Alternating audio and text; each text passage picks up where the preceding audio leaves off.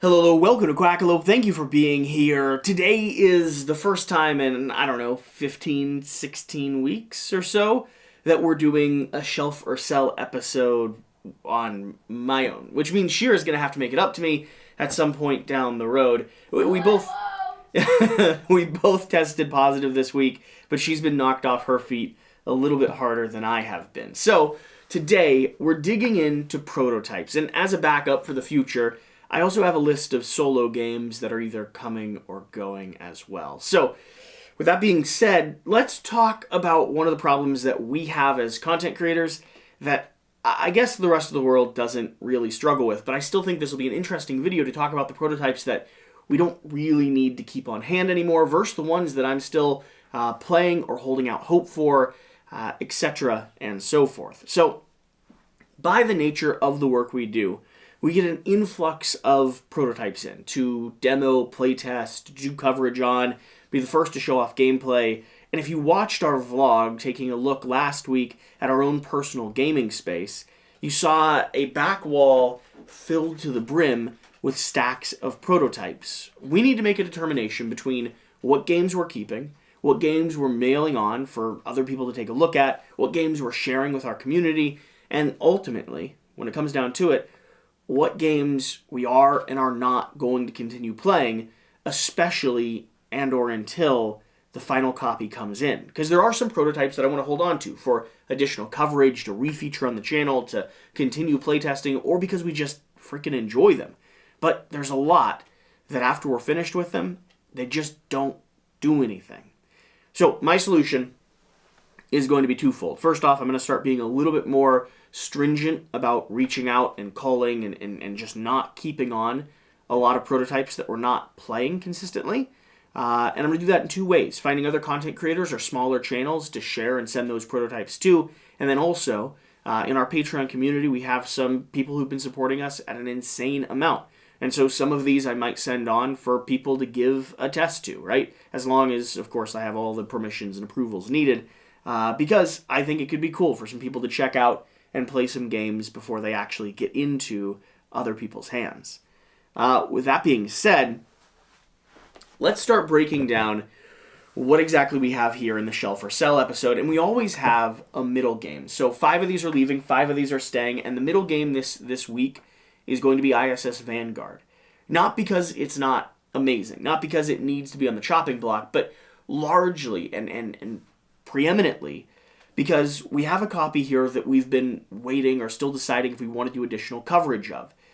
We still have some scenarios we haven't explored, and we have chapters that we haven't shared here on camera. I honestly want to show Shira this, but the question for me is there a group of people that are still interested in it and want to see us dive back into this, even though there's no real option to get the game for yourselves now? So if you're one of those individuals, leave a comment down below, just leave a quack or something along those lines, and Shira and I will dive back into ISS Vanguard and get a few of those unexplored realms over into your hands. This is probably, and it's sideways, which is good to know, this is probably one of my most anticipated games coming down the pipeline. I absolutely loved it. For me, it's just a question of, are we going to wait for the final production copy before we do more coverage, or are we going to do coverage on this prototype demo box here in hand? So, down to the side, let's start digging in to the pile of titles. Let's start with Now or Never by Red Raven Games. This is a game that I think has skyrocketed, with the question or exception of Sleeping Gods, to my favorite Red Raven title. And it's one that Shira absolutely adores. Now, there's no option for us to get rid of Now or Never. One, because Shira would literally strangle me in my sleep. And two, because I think it's a game we're still going to get to the table. Now, when the actual final copy comes in, there is a chance that we trade out this one and give this one to a friend of ours who's a massive fan of Red Raven Games. We'll have to see if Shira relents a little bit when we have a final copy. But this has been a game that ever since we first played it and got it to the channel, we've been intending to get it back to the table sometime soon. And maybe we'll do additional coverage of. Honestly, it's complete enough of a prototype that I could see us continuing to cover it even before the final copy gets in. Set that down to the side.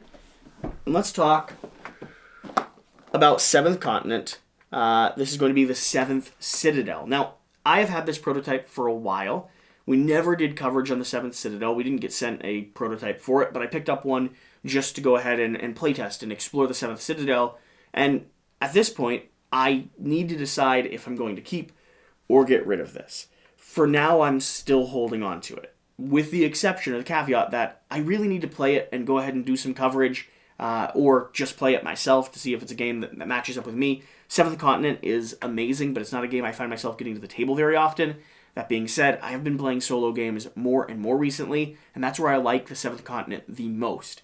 So there is a chance that the 7th Citadel really has high selling value for me.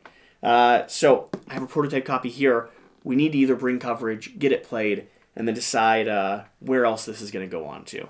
But for now, this is staying, which means we're coming down to a few games that are going to leave, starting here with Lords of Ragnorak. Now, why is Lords of Ragnorak leaving? Well, it's not that we don't love it. It is probably my favorite version of the Lords system, but I'm not going to get this one to the table again. This is more of a handcrafted, manufactured prototype, a little bit different from like ISS Vanguard, for instance. This one focused heavily on getting the miniatures into our hands and showing off the main elements of the game, but we probably won't dive back in until we have kind of the upgraded, completed versions. So with this, because it came with insane minis, I might grab a display cabinet and set those up to kind of look at and have precasts on display, which I think would be cool. But outside of that, we're not replaying Lords of Ragnorak until the final copy comes in, which we are insanely excited about. But yeah, we just don't need this one or the boxes on hand anymore. Now, this one might be one that we, let some people play. We'll have to see.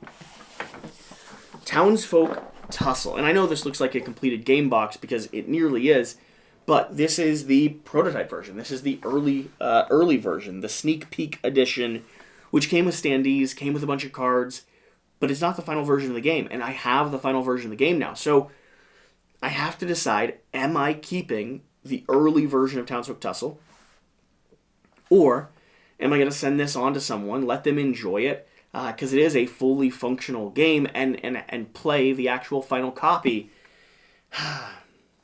And I'm divided. I really am. Because this is one of those games that I'm just oddly nostalgic for. And I kind of see this as a little bit collectible. And I don't know if it is, but in the same way that I kind of hoard and collect Kingdom Death over the years, this box right here is the first edition, right? It's the prototype copy of Townsfolk Tussle. And I hope they continue producing games and make some insane projects down the line. And this is kind of the point where it all started. So for now, I'm stubbornly holding on to this. This is going to go on like a prototype display shelf. But if I find that I'm not really getting value out of it anymore, because I'm playing the new copy and I'm not really appreciating the fact that I have the prototype, this might be one that actually needs to go on. So for now, it's staying, but it's only staying out of love and nostalgia. Let's keep going down. We have Divinus. Divinus has to go. I can't hold on to this anymore as much as I want to continue playing because it's a legacy game. So we've already added all the stickers. We've already played through all the scenarios. And we can't play anymore until the actual final copy comes in. So, yeah, this one has to head out. Sadly. I am really excited for the final copy, but I can't hold on to a box that just has no more value. Resident Evil. Same thing here. I've played through the scenario in this box a few times. It's really great. We enjoyed the heck out of it. I picked up, or I'm asking for the earlier copies of Resident Evil because of this. But again, there's no context in which we dive back into this base scenario until the full game comes in. So this box, it's just taking up space. We can't kind of keep it in our collection. I have, swing over here, Beast. Beast is another one of those twisted fables that I'm stubbornly hanging on to. Beast by Studio Midhall is an amazing kind of multiplayer hidden movement game, one versus many style game, and I'm waiting on the print and play version of the upgraded components, upgraded player boards, so that we can bring you more content. this is one that's in the collection, both because I expect to continue playing it as a prototype, but also because I'm waiting to do more coverage on Beast before you all get it into your hands. So it absolutely has a home. And let's see. My numbers are 4 to 3. So get concerned. Bantam West. Bantam West is fantastic. It for me is the preeminent Western game coming out to the market. So many open-ended storylines, so much narrative themes, so much fantastic artwork. But we received a prototype that had updated rules and updated components and required us to continue maintaining the game in order to function and play it. And so this version of the game, it just is nowhere near what the final version or what the version we have on hand is. So it doesn't do us good for continued coverage. In order to play it again, I'd have to refresh and review the rulebook and probably make some print and play custom elements. And so for me, this is just kind of on the sidelines, waiting in the wings until the final production copy comes in, which we'll, of course, do extended coverage on.